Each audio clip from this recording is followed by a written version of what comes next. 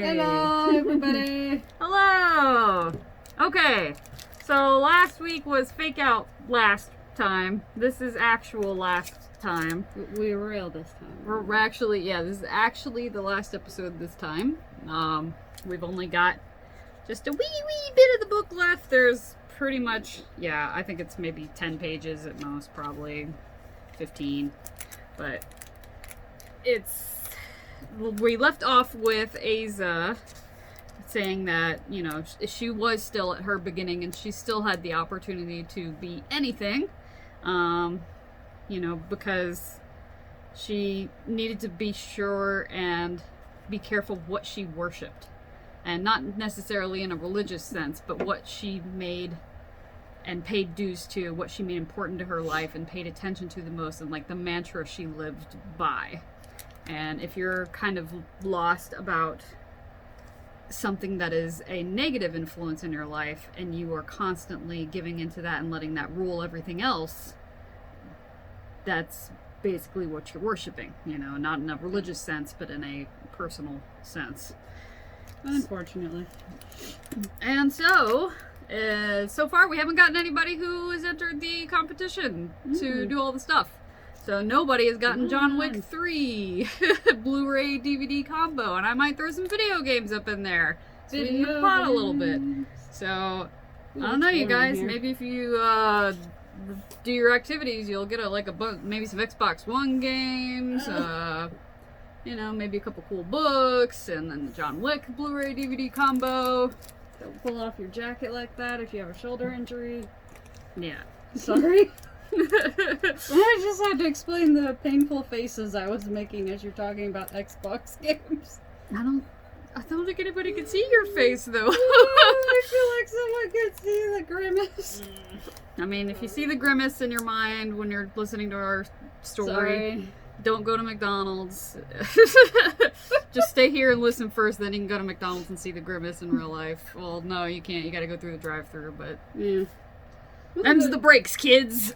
So, we are on chapter 23, and it's going to be a shorter episode today because we don't have that much to go through anymore. So, here we go! Yay! I woke up the next morning, a Saturday, feeling truly rested. Frozen rain plinking against my bedroom window.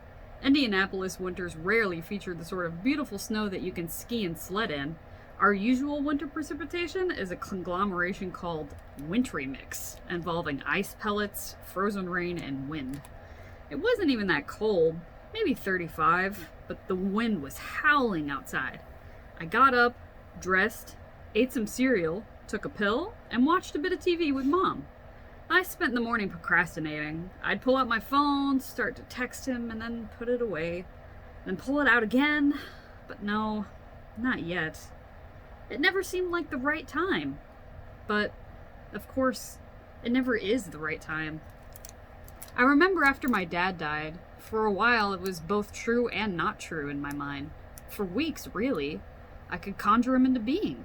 I'd imagine him walking in, soaked in sweat, having finished mowing the lawn, and he'd try to hug me, but I'd squirm out from his arms because even then sweat freaked me out. Or I'd be in my room lying on my stomach reading a book, and I'd look over at the closed door and imagining him opening it, and then he would be in the room with me, and I'd be looking up at him as he knelt down to kiss the top of my head.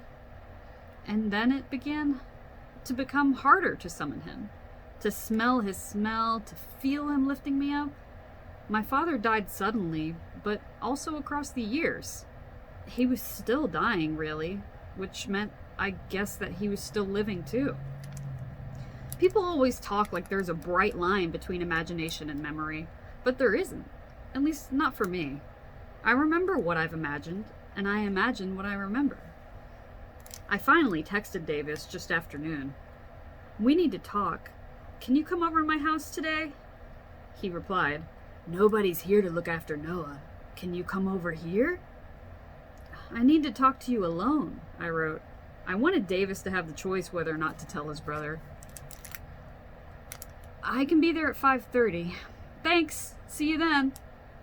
The day moved agonizingly slowly. I tried reading, texting Daisy, and watching TV, but nothing would make the time speed up. I wasn't sure whether life would be better frozen in this moment or on the other side of the moment that was coming. By 4:45, I was reading in the living room while Mom paid the bills. "Davis is coming over in a little bit," I told her. "Okay, I've got a couple errands to run. Do you need anything at the grocery store?" I shook my head. "You feeling anxious? Is there any way that we can make a deal where I tell you when I have a mental health concern instead of you asking?" "It's impossible for me not to worry, baby." "I know, but it's also impossible not to feel the weight of that worry like a boulder on my chest." "I'll try." "Thanks, Mom. I love you." "I love you too. So much." I scrolled through my endless TV options, none of them particularly compelling, until I heard Davis's knock, soft and unsteady on the door. "Hey," I said, and I hugged him. "Hey," he said. I motioned to the couch for him to sit down. "How have you been?" "Listen," I said. "Davis, your dad. I know where Jogger's Mouth is. It's in the mouth of Pogue's Run, where the company had that unfinished project." He winced and then nodded. "You're sure?" "Pretty sure," I said. "I think he might be down there. Daisy and I were there last night and..." "Did you see him?" I shook my head. "No, but the run's mouth, the Jogger's Mouth, it makes sense." "It's just a note from his phone, though. You think he's just been down there this whole time, hiding in a sewer?" "Maybe," I said, "but... well, I don't know." "But..." I don't want to worry you, but there was a bad smell. A really bad smell down there." "That could have been anything," he said, but I could see the fear on his face. "Oh yeah, totally, it could have been anything." I never let myself think." And then his voice caught.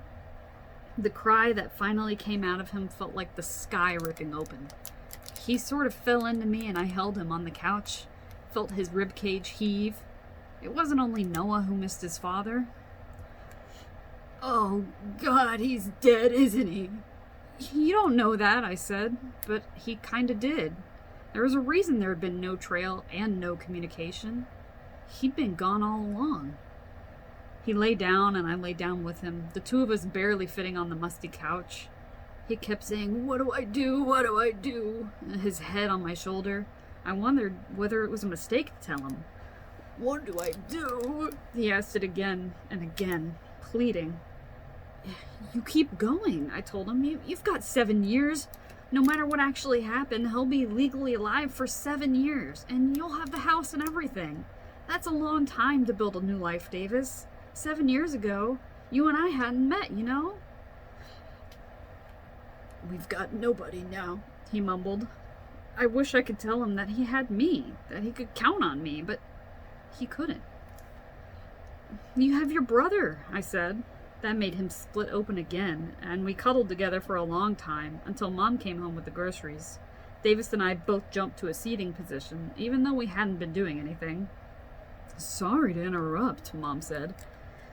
I was just headed out," Davis said. "You don't have to," Mom and I said simultaneously. "I kinda do," he said. He leaned over and hugged me with one arm. "Thank you," he whispered, although I wasn't sure I'd done him any favors. Davis stopped at the doorway for a second, looked back at Mom and me in what must have seemed to him like a domestic bliss. I thought he might say something, but he just waved shyly and awkwardly and disappeared out the front door. It was a quiet night in the Holmes household. Could have been any night, really. I worked on a paper about the Civil War for history class. Outside, the day, which had never been particularly bright, dissolved into darkness. I told Mom I was going to sleep, changed into my pajamas and brushed my teeth, changed the Band-Aid over the scab on my fingertip, crawled into bed, and texted Davis. "Hi." When he didn't reply, I wrote Daisy. "Talk to Davis." Her. "How'd it go?" Me. "Not great." Her. "Want me to come over?" "Yeah. On my way." An hour later, Daisy and I were lying next to each other on my bed, computers on our stomachs. I was reading the new Ayala story. Every time I giggled at something, she'd say, "What's so funny?" and I tell her.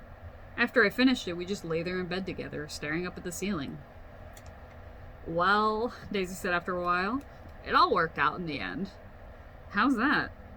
Our heroes got rich and nobody got hurt. Everyone got hurt, I pointed out. What I mean is, no one got injured. I lacerated my liver. Oh, right. I forgot about that. At least no one died. Harold died. And possibly Pickett. Holmesy, I am trying to have a happy ending here. Stop screwing it up for me. I'm so Ayala, I answered. So Ayala, she said.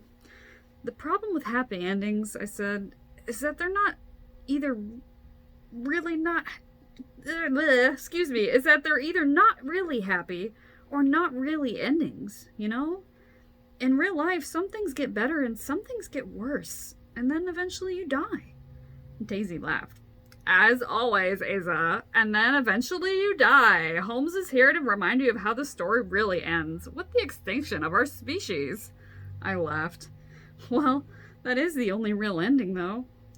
No, it's not, Holmesy. You pick your endings and your beginnings. You get to pick the frame, you know? Maybe you don't choose what's in the picture, but you decide on the frame. Davis never wrote me back. Not even after I texted him a few days later. But he did update his blog. And, like the baseless fabric of this vision, the cloud-capped towers, the gorgeous palaces, the solemn temples, the great globe itself, yea, all which it inherit shall dissolve. And, like this insubstantial pageant faded, leave not a wreck behind. William Shakespeare. I get that nothing lasts, but why do I have to miss everybody so much? A month later, just after Christmas vacation ended, I got up and poured a couple bowls of cereal for Mom and me. I was eating in front of the TV when she walked in, still wearing pajamas, flustered. Late, late, late, she said. Hit snooze too many times. I made you breakfast, I told her when she joined me on the couch. Cheerios. Cheerios aren't something you make.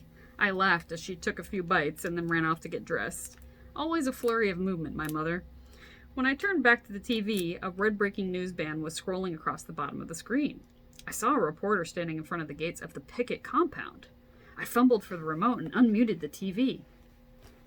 Our sources indicate that while Pickett has not been positively identified, authorities believe the body found in an offshoot off the Pogue Run tunnel is indeed that of billionaire construction magnate Russell Davis Pickett, Sr. One source close to the investigation told Eyewitness News that Pickett likely died of exposure within a few days of his disappearance, and while we have no official confirmation, several sources tell us that Pickett's body was discovered by police after an anonymous tip.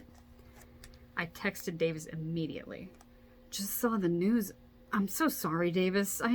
I know I've said that to you a lot, but I am. I'm just so sorry. He didn't reply right away, so I added, I want you to know it wasn't Daisy or me who tipped off the cops. We never said anything to anyone. Now I saw the ellipses of his typing. I know. It was us. Noah and I decided together. Mom came in, putting earrings in while slipping on her shoes. She must have overheard the last bit of the story because she said, Asa, you should really reach out to Davis. This is going to be a very hard day for him.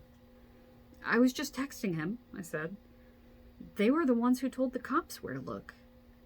Can you imagine that whole estate is going to a lizard? They could have waited 7 years at least before Pickett was declared dead. 7 more years of that house. 7 more years of getting anything they wanted. But they decided to let it go to a Tuatara? I guess they couldn't leave their dad down there, I said. Maybe I shouldn't have told him about the jogger's mouth. This was, after all, my fault. An icy dread passed over me. I'd forced them to choose between abandoning their father and abandoning their lives. Be kind to yourself, Mom said. Obviously, knowing the truth mattered more to him than the house, and it's not like he'll be thrown out onto the streets, Asa. I tried to listen to her, but the undeniable feeling had sprung up inside me. For a moment I tried to resist, but only a moment. I slipped off the Band-Aid and dug my nail into the callus of my finger, opening up a cut where my previous one had finally healed. As I washed and rebandaged it in the bathroom, I stared at myself. I would always be like this. always have this within me. There was no beating it. I would never slay the dragon because the dragon was also me. Myself and the disease were knotted together for life. I was thinking about Davis's journal of that Frost quote. In 3 words, I can sum up everything I've learned about life. It goes on. And you go on too, when the current is with you and when it isn't. Or at least that's what I whispered wordlessly to myself. Before I left the bathroom, I texted him again. Can we hang out sometime? I saw the ellipses appear, but he never replied. We should get going, Mom said. I opened the bathroom door, pulled a jacket and a knit hat from the coat rack, and entered our frigid garage. I shimmied my fingertips under the garage door and lifted it up, sat down in the passenger seat while my mom finished making her morning coffee. I kept looking at my phone, waiting for his reply. I was cold but sweating, the sweat soaking into my ski hat. I thought of Davis hearing his own name on the news again. You go on, I told myself, and tried through the ether to say it to him too. Over the next few months, I kept going. I got better without ever quite getting well. Daisy and I started a mental health alliance and a fan fiction workshop so that we could list some proper extracurriculars on the next year's applications for college, even though we were the only 2 members of both clubs. We hung out most nights at her apartment at Applebee's or at my house, sometimes with Michael, but usually not. Usually it was just the 2 of us, watching movies or doing homework or just talking. It was so easy to go out into the meadow with her. I missed Davis, of course. The first few days I kept checking my phone, waiting for him to reply. But slowly I understood that we were going to be a part of each other's past. I still missed him, though. I missed my dad, too. And Harold. I missed everybody. To be alive is to be missing. And then one night in April, Daisy and I were over at my house watching the one-night-only reunion of our favorite band, who were performing at some third-tier music award show. They just brilliantly lip-synced their way through It's Gotta Be You when somebody knocked. It was almost 11 o'clock, too late for visitors. I felt a shiver of nerves as I opened up the door. It was Davis, wearing a plaid button-down and skinny jeans. He was holding a huge box. Hi, I said. This is for you, he told me, and he handed me the box, which wasn't as heavy as I expected. I carried it inside and placed it on our dining room table. And when I turned back, he was already walking away. Wait, I said, come here. I reached my hand out for his, and he took it. We walked together into my backyard. The river was swollen, and you could hear it churning down there in the darkness somewhere. The air felt warm on the skin of my forearms as I lay down on the ground beneath the big ash tree in our backyard. He lay down next to me, and I showed him what the sky looked like from my house, all split up by the branches that were just beginning to sprout leaves. He told me that he and Noah were moving to Colorado, where Noah had gotten into some boarding school for troubled kids. Davis would finish his high school out there at a public school. They had rented a house. It's smaller than our current place, he said, but on the other hand, no Tuatara. He asked me how I was doing, and I told him that I felt okay much of the time. 4 weeks between visits to Dr. Singh now.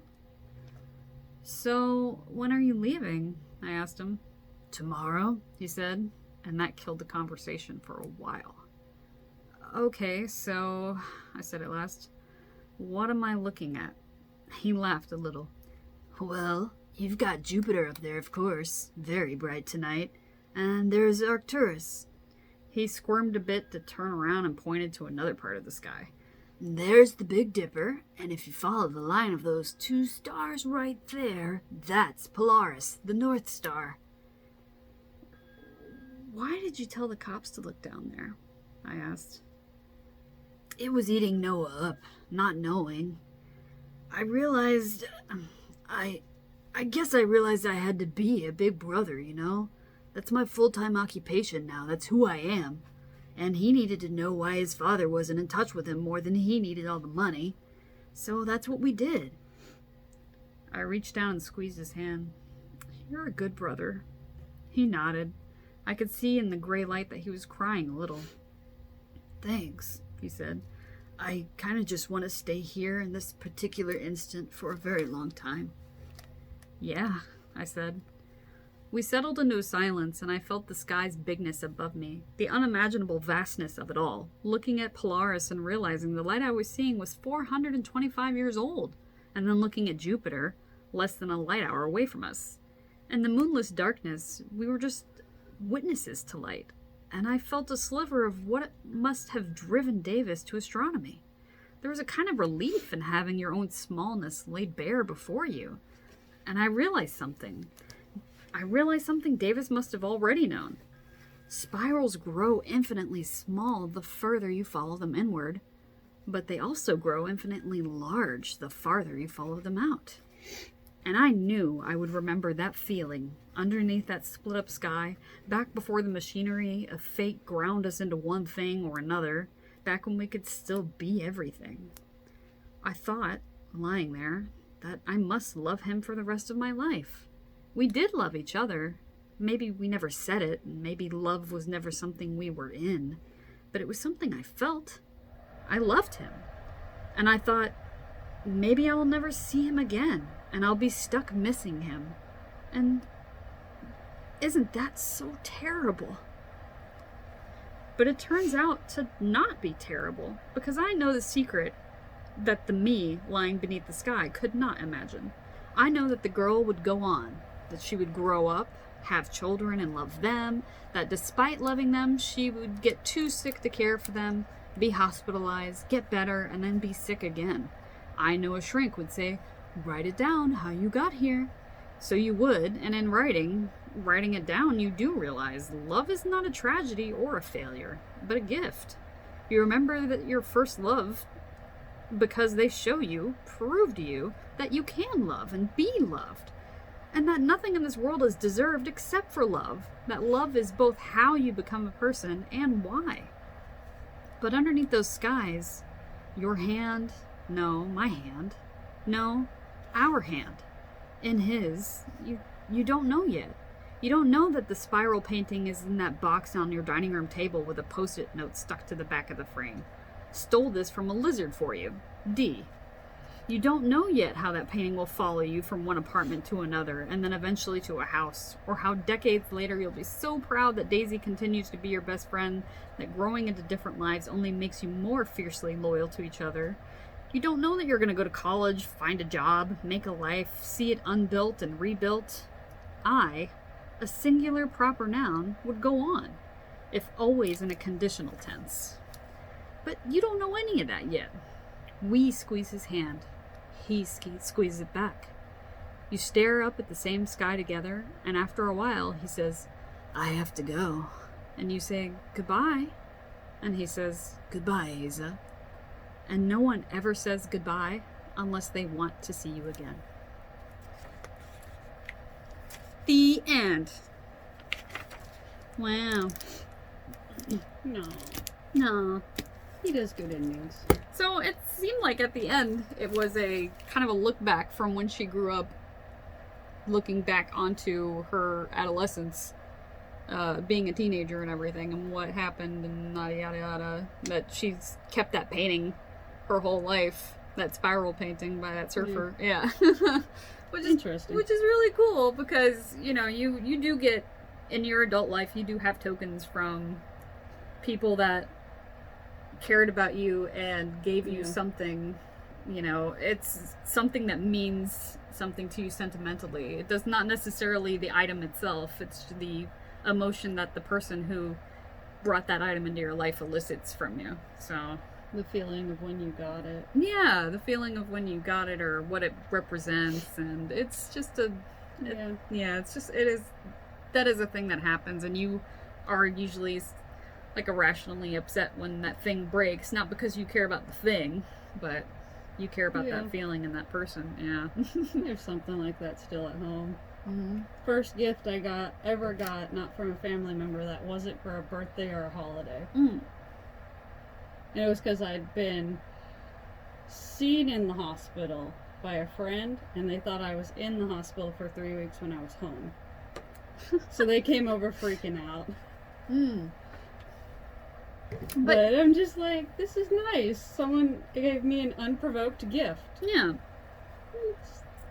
Yeah, and he kind of gave it. He kind of gave her his to her as like a screw you to that lizard too. Like he's like, forget this estate lizard getting all this stuff. You're getting this painting because it's gonna mean more to you. Because you're always talking about your spiral and this and that, you know. And he probably went around the house and picked up all that money his dad had hidden. Yeah, maybe he did. Because I'm wondering how he's affording a house and sending his brother to boarding school. Well, I'm sure even though the estate is left to the lizard, like I'm sure there's still some kind of minor clause in legality that allows for people to make sure their offspring are I don't know. cared for if they're not of adult age yet. I would think so. I'm not a law expert, so don't quote me on it. Know. Bird law.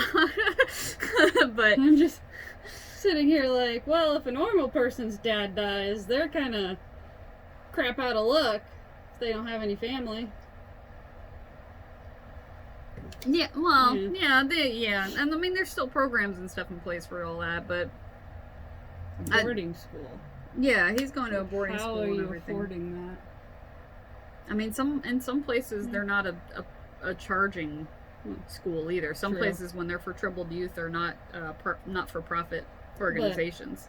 Then again, if I knew there was probably like billions of dollars hidden in the house before I got kicked out, sure as heck I'd go on a treasure hunt.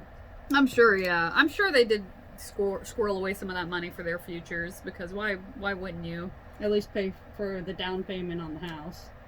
Yeah, and I'm wondering also like who's living there with them to take care of them, because they're not old enough to live by themselves. But Davis became an emancipated minor, He did, so he can can. legally take care of himself and his brother. Well, himself, not his brother. Well, Yeah. he's the legal guardian of his brother. That was mentioned earlier. Was he? I think so. You guys correct me if I'm wrong. I don't recall that. I think I may have made it up, but I think I don't recall that. I recall him being emancipated. yeah. But I thought he got I don't think you can legally have a custody if you're not old enough, even if you are emancipated, unless it's your own biological child, I think. well. But Isn't that- again, that's all legality. Yeah. We don't need to get into that because we don't know about that. But No, I don't.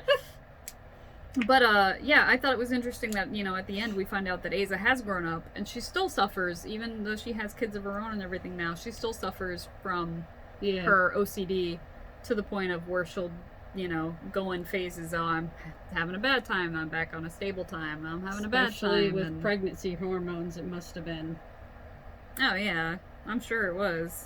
Because you either get, like, your body normalizes itself somehow with pregnancy hormones, Well, and you feel the best. And also, she could have Yeah. adopted her children too. We don't know. That's very true. We don't know where her children came from, if they were biological children or Yeah. not. But either way, when you do have a mental illness like that, you know, you can still have a family. Yeah. It's just you're going to have a different experience, and it's going to be a little more Good difficult. times and bad Yeah, times. it's going to be a little more difficult for you and your family too, because you are Yeah. going to have to learn to deal with the ups and downs of a mental illness, you know. And And small kids don't understand, but the sad but also good thing is they learn Mhm. that they have to grow up a little bit more, but they learn how to still be kids while, well, we don't need to go by mommy right now. Yeah.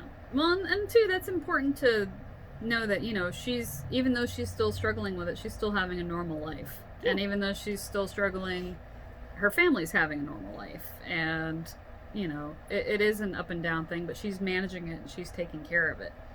Pretty And good. yeah, which is great, because that's all you can do when you have something like that that's a lifelong thing. You can Mhm. manage it. And she's still friends with Daisy. And she's still friends with Daisy. That's crazy. Not many people can say that. They're still friends with their high school friends. Yeah, that's an accomplishment. It really is. Yeah. Yeah, you don't really see that too much in the real world. But I'm friends with one, really good friends with one high school friend. And she doesn't even live around here. I don't think I interact with anybody that I went to high school with at all, period. That's okay. Yeah. We were all weird back then. That's okay. It's by choice. It's not by it's not by force. That's good. It's all good. But yeah, no, I I thought it was interesting too that she kind of married the duality of her old self and her present self, you know, when she was talking about holding hands with Davis, you know. Yeah. Like, oh, It was me. it was no, me, it was us. it was us, it was you, it was me, it was us. It was both of us, because we were the same. But But also, I kind of took it as a nod to the reader. You've gone along this ride, so you're also yeah, holding hands. yeah. And, you know, there are people in your life who don't end up staying in your life forever. And that's okay. And that is okay. In some cases, you know, it's because they shouldn't be in your lives and having them as a detriment to your well-being. But in other cases, it's not. And you just wanted to drift apart. You drift apart, or in other cases, people leave and you wanted to be around them more and you didn't want them to go anywhere. And it does kind of leave a hole inside of you. You have this empty spot where they were, and instead of trying to focus on the emptiness, you kind of have to build up the good points of, you know, like the highlights of their relationship with you. Like, oh, I remember when so-and-so and I, you know, did this and they said this profound thing to me and it was great. Or, you know, I remember seeing them upset about this and the way that their eyes looked in that moment, you know. Yeah. And it's just a reality of life that, you know, humans, your whole world is inside your brain. The whole world that you experience is your own unique lens of experience. And nothing is the same, but everything's the same. yeah, and you know, it's when you go through life looking through everything that you can see within that lens, when you're looking at, oh, well, you know, here's my belief on this, here's my feelings on that, but you're also not just experiencing the external things, you're experiencing internal things as well. You know, like you can say, oh, well, I'm touching this book and here it is and I love it and it's a great book, but also when you're reading the book, you're going to hear different voices of the characters. You're going to perceive them in different ways. You're going to see different people, you know. You're going to notice that, oh, my stomach's kind of grumbling while I'm doing something. Or, oh, you know, I feel kind of, you know, like dancing today for no particular reason. You know, these emotions and your physical presence. And there's just a lot that's you that is in the world, but there's a lot of external stimuli that is not you, but is internalized by you in your own personal world. Yeah, so it's the random thoughts that come when you're reading that have nothing to do with what you're reading. Yeah, and those are part of you too. Those are part of your internalized self. And you know, you do. Everyone has like a duality of themselves where they're kind of questioning, am I even being real right now? You know, with my like who I am. You're not real, like as in, am I real? Yeah, not that kind of physical real, but like, am I being like who my true self is right now? Am I, you know, putting on a front for anyone? Am I having, you know, a facade of someone else to please someone? But that's not, you know, everybody questions themselves with that, like but that's the not. Mulan song. Yeah, but I mean, everybody questions themselves with those sorts of inquiries. You know, we all sort of come from a place where we want to be who we are and we want to be authentic. And, you know, a lot of people go out there and point the finger, oh, you're not being real, but you are. You're being real. You're being your real. And your real is not somebody else's real. So who you are matters, and how other people perceive you can matter.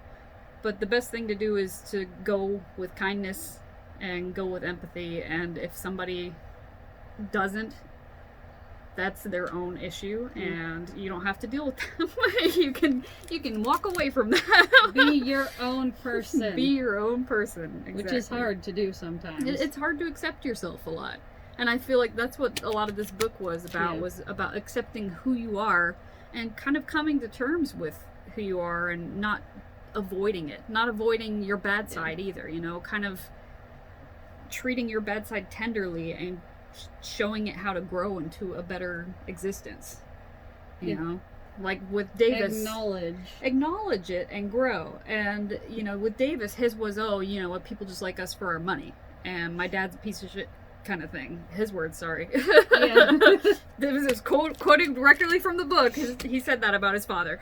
And you know, it was, he missed his dad, and yeah, his dad might have not been the best, you know, but also that was a part of his life, and he needed to miss the thing he represented. He missed what he represented, And he missed his brother being in better mental health because he needed his father to be there, you Yeah. know. But he wanted to be real, and he wanted to accept the situation and move forward with their lives and not hide it, not bury Yeah. it like he was burying his feelings about other things, you know. Because they had already lost their mom, and they had gone through all that before it. And Davis was old enough to go, you know what, I'm not going to repeat this cycle. Let's move forward and heal now. And then Daisy, when, you know, she was like, I, you know, have all this money now, and I can, like, not be finally dirt poor. I can get some necessities that I needed, you know. But she didn't feel heard or accepted. Yeah. And that's why she was so outlandish too, is because she wanted to be, you know, seen for who she was and not her economic status. Yeah. I was like, well, that's really cool, you know. And then she told her parents, and they're like, "You're gonna set up a college fund for your sister." And that's a good thing that they did. It's good that they did that. Even though she complained. Yeah, she complained, but she was like superficially complaining. I don't think she Yeah. really meant it. Yeah, but you know, and then Aza with her stuff, she grew. She accepted, you know, yeah, I do need to be on meds, and yeah, I do need to follow through with my therapy, and I don't Yeah. need to try to push this part of me down because it is a part of me, whether or not I want it to be. You gotta level with it. You have to level with it, and then you can move forward and go on. And it's amazing to see all the different key symbols in this book, you know, and the way that they're all kind of interwoven together. It's like John Green just kind of made this web of, you know, oh, the spiral, and oh, the turtles on top of turtles on top of turtles that the universe is created on, and you know, all of these different images, the Iron Man figurine and everything, that just kind of show what each person's experience internally came about to be represented in a physical object, or, you know, an ethereal concept of art, or, you know, mythology, that kind of Yeah. thing. So it was really interesting to see how people's experiences inside can translate and be expressed And she's outside. She's got a nice conversational piece now. They'll be like, "Oh, what is that?" And she'll be like, "Oh, one of my ex-boyfriends stole it from a Tuatara." And it's like, "What? Yeah. Oh, you don't know what a Tuatara is? Let's teach you a lesson." And I think the important thing about their relationship and their dynamic too is that they helped each other Mm-hmm. open up and become more what they needed to be. You know, they helped each other through issues, and they Yeah. weren't ever really judgmental or anything. And about she it. was there for Noah when he needed a mother figure. Yeah, and she served a purpose for him too. And it's, you know, it's a give and take type of thing with all humans. They you were know? a little family for a moment. Yeah, and all humans have those experiences where we rely on each other, you know, and we want to understand each other, and we Yeah. want to be heard too. And it's very heartening to be able to share a part of yourself with someone else and have them genuinely absorb what you're saying to them and genuinely reflect, you know, those same needs, you know. It's nice to be able to have a real communication with someone, Yeah. and not a superficial one that like turns it about, you know, something that they're doing or something that they want. You know, hey, I see you, fellow human, and I see that your experience is not the same as Yeah. mine. It's different, but I can feel where you're coming from with it, you know. And it's just that's pretty much what we all strive for. Mm-hmm. And I thought it was handled really well in this book. That whole struggle of experiences and trying to communicate. What- Teenage angst. Yeah. even. Yeah, unfortunately. Daisy represented that mainly. Yeah, mostly Daisy had a lot of teenage angst. And, you know, I can see why she would too, because it is a Yeah. lot more difficult to be introspective when you are struggling for, you know, basic necessity items, you know, and having to go to work at such a young age and go to school, and, you know, Especially Chuck E. Cheese's. yeah, especially a food retail, a food or a retail position where people are generally not, Yeah. customers are generally not the nicest to you in those professions. But hey, Chuck E. Cheese's has gone bankrupt, so Well, and the teenagers won't be subjected to that for much longer. and the corporations themselves Yeah. too. They suck. They're oh my gosh. Oh. Not saying that Chuck E. Cheese is Sorry. awful, but the corporations in general are No, they had some really good pizza in the end. Yeah. Sorry. Corporations in general are very just What happened there? I don't know what happened over there, but corporations in general are just very self-centered. They Yeah. very much want the success of the corporation at the expense of anything else, including their employees' well-being. And that's where you run into problems where there are huge chains of places, not necessarily that they're bad places, but They got bad policies. but for example, not saying McDonald's does this, but a McDonald's, corporation chain franchise, the way that they're going to make the most profit is to, not that company in particular, but companies modeled in that same fashion, they're going to make money off of cheaper labor, off the clock labor in some cases, unfortunately, not offering health insurance and stuff like that, or sick leave. or sick leave, or and it's Charging you for leftovers. yeah. I don't understand that in a restaurant. You're gonna have to throw it away. Why are you like, oh, you employee who have worked so hard for us today, we're charging you full price for this Yeah. if you want to take it home. If you don't, it's going in the trash. And it's just a slog, it really So is. It's a stupid. slog, and I'm not saying that company in particular. I'm just saying No, companies it's- modeled in that same fashion are Go online, you'll see a bunch of it. it's very disheartening, especially when that is your main source of income and that's what you do Mhm. with your life, and you want to take pride in your work and you want to be recognized, and you're just another number on a badge for them to earn Yeah. more money for for the people who are up on the top of the totem pole.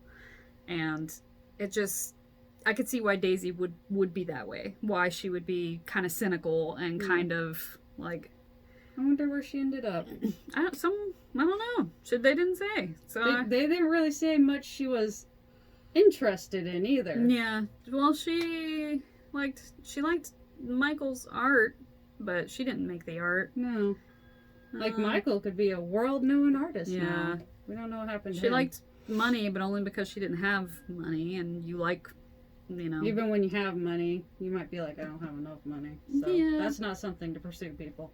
Well, I mean, she liked money because she didn't have money, though. Yeah. Like, it makes sense for her to want more money because money. Enough to survive. Yeah, because money does solve a lot of problems. It really does. People Yeah, are like, yeah, money it doesn't does. make you happy, but a lot. Well, if I have food, I'm happy. Yeah, if you can pay your bills, if you can have a roof over your head and pay your bills and not have, people Mhm. hounding you about, oh, your water's going to get shut off or something, or if you have a place to live, even warm clothes to wear, Yeah. money makes a difference. And Being able to see a doctor. yeah, money Yes. makes a difference. And, I could see But- why she would be excited about getting money. And And yeah, getting that much money would be like, I'd be like, what do I do with this? yeah, well, and that's why, and she didn't buy That's kind of what frivolous. Asa did. She's like, what do I do with this? Yeah, but she didn't buy frivolous stuff, No. Daisy, either. She bought necessities. And then she sold her car. Yeah, she did sell her car, and she probably will get another one. Yeah. But she Because did that buy. is a necessity in Mhm. today's world. Well, depending on where you live too, you might Yeah. have a public transit system, but if you you're live in a big city, yeah, or if you have a place with a good public transit system, but if you Yeah. don't, then you have to drive everywhere, and if you have do not hitchhike, by the way. No, please don't. no, don't hitchhike. No, not at No, all. no, no, no. That's ugh. That is not a good way to No. be. If you can avoid it, please don't hitchhike at all. If you can't afford a car, at least get a bike, Yeah, and then get it to your bike. Gets you to the bus stop. You wait for the bus. yeah. Again, if you have public So- transit, Yeah, if you Yeah. have public transit. Yeah. yeah. But Which most places do, unless it's a small enough place that. some you don't places need it. I mean, most places do, but they don't necessarily go to the places that you need Yeah. them to go to. And Now that is true. if you live like an hour away and you have a job opportunity somewhere, and you don't Yeah. have a public transit that's a reliable public transit that'll take you from point A to point B, Yeah, like one of my cousins. She lives out in the country. And her bus would stop. The bus would stop about 4 miles from her house. And that's as close as they'd get. So she had to walk through the woods, yeah. which is not a safe thing to do to get to your house. Yeah. Well, walking by yourself generally isn't the best thing to do. If you can avoid it, walk with other people. Or just try to be aware of your surroundings. If you have to walk by yourself, be aware of your surroundings. Have alternate routes and alternate plans. And if something feels off, listen to your gut. Mm-hmm.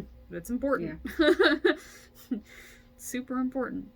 But yeah, overall, I liked the characters. Good. I liked the book. I thought it was great. I thought it was a very eye-opening look at OCD. Obsessive compulsive disorder. It was nice to be able to see a real representation of it in literature. A realistic representation of it in literature. Whereas, a lot of people, they will think that because they like things straight or like things to look a certain way that they're, oh, I've got OCD. But OCD is really a debilitating mental condition that kind of saps a lot of the energy and happiness out of your life. You do get stuck in those compulsive thoughts. Aza's was, her habit was the finger opening, the Band-Aid and opening up that wound and bleeding. And then it got to the point where she was drinking hand sanitizer because she was just so concerned. Again, don't drink hand sanitizer. Yeah. Well, because she was on that, that thought, that overthinking that she was doing with the, oh, hello, light, at the end of our segment, which she was obsessed with. The bacteria within her. She couldn't stop having intrusive thoughts about those. And, that's part of her OCD. And she can't necessarily stop having thoughts about those, but she was trying to manage dismissing the thought, having it, allowing herself to have it, and letting it go on its own instead of getting stuck in that thought like quicksand and it pulling her into this, deteriorating mental state. Yeah.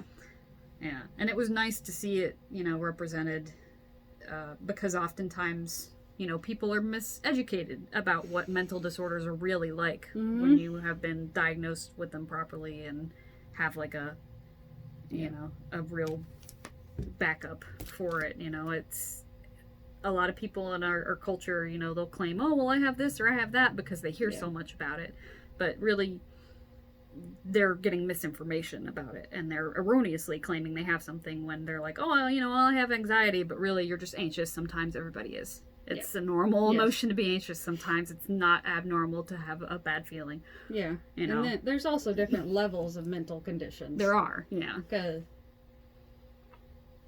I got slight OCD, which means if one thing is not how I need it to be, nothing is correct. Nothing will be correct, and my doctor tries to work with me about that. Your psychiatrist? No, I need to find one. No, it's my real doctor. I mean, your psychiatrist is a real doctor. No, like my main doctor, that's what I meant. Okay, your primary care doctor. Alright, I'm say your psychiatrist is a real doctor. My words don't come out correctly sometimes.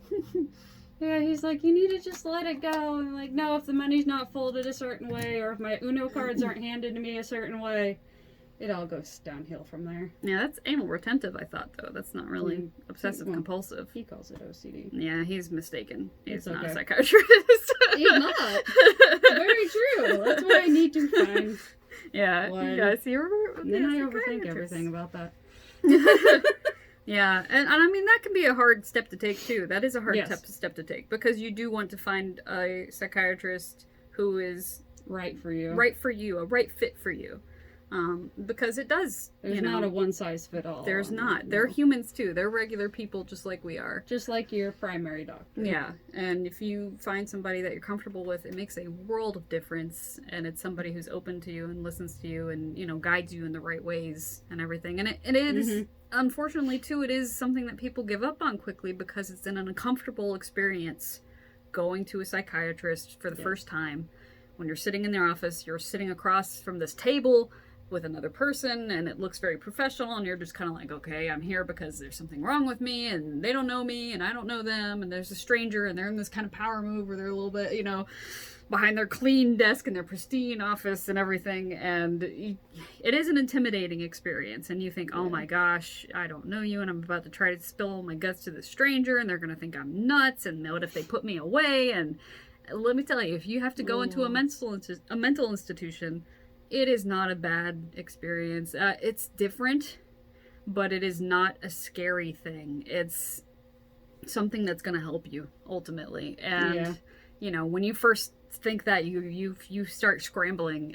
You go, oh no, what's so wrong with me that I have to be put in a loony bin type of deal, you know, because you have this stigma in society about it. You know, oh, if you're going to the you know, to the center, then that means there's something wrong with you. You got to drink the bug juice and this and this and that. And you know, it's not as bad as all that. It really isn't. It's different, and It's not the Victorian construct it used to be. yeah, exactly. It's different, you know, and you kind of feel trapped in everything and you're resistant to it. But if you let yourself go, okay, I need this. I need to absorb what these people are trying to do for me, Yeah. not to me, then it becomes a very good experience, you know, and They're not all Nurse Ratchet. yeah, they're not Nurse Ratchet for sure. And, you know, there might be those people still out there, but my personal experience has not been in a negative light from that.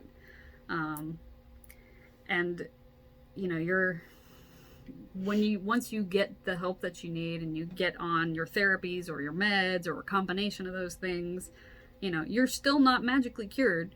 No. But you do learn ways to cope, and you learn ways to deal with your issues in a healthy manner and show other people a healthy way to treat you too. It's like any other health condition. It's like any other health condition. It's just invisible, you know, and people, you know, people are scared by it. And people, unfortunately, also there's the other set of people who are like, oh yeah, I've got this and this and this and this and this, you know, and you're like, whoa, okay, but you gotta go and find out, you know, you gotta find out and you gotta do something about it. Otherwise, it could be anything else. It could be a lot of different things, and you don't want to misdiagnose yourself because you don't have, you know. Yeah, don't be like one girl I knew who would do crazy crap to get into the mental ward to get the good meds.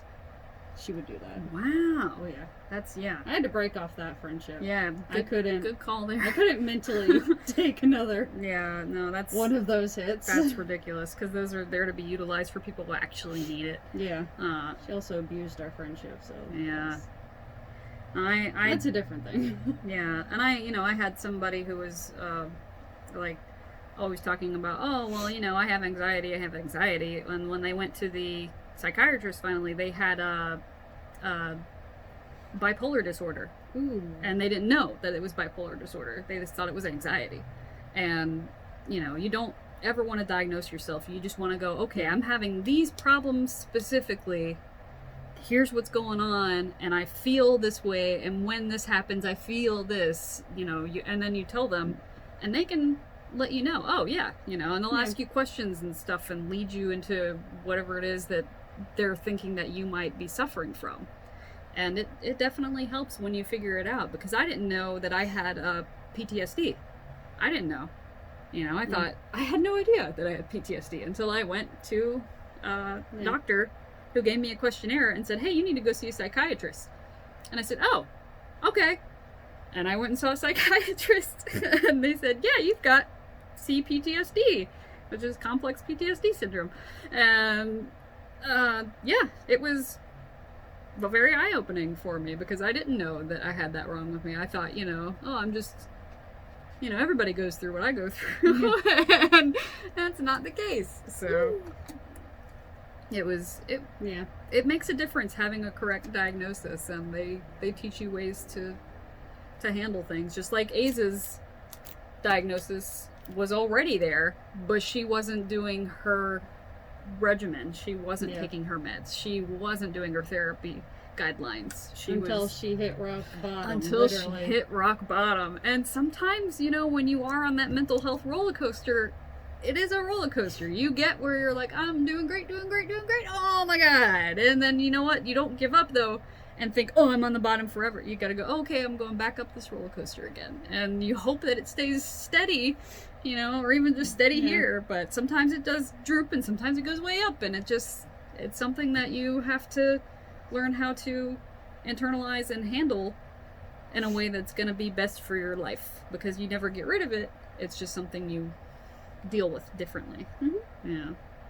But I loved it. I loved that book. It was so good. He's good at endings.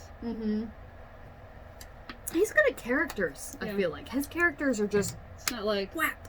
other YA books where you're like, and now what?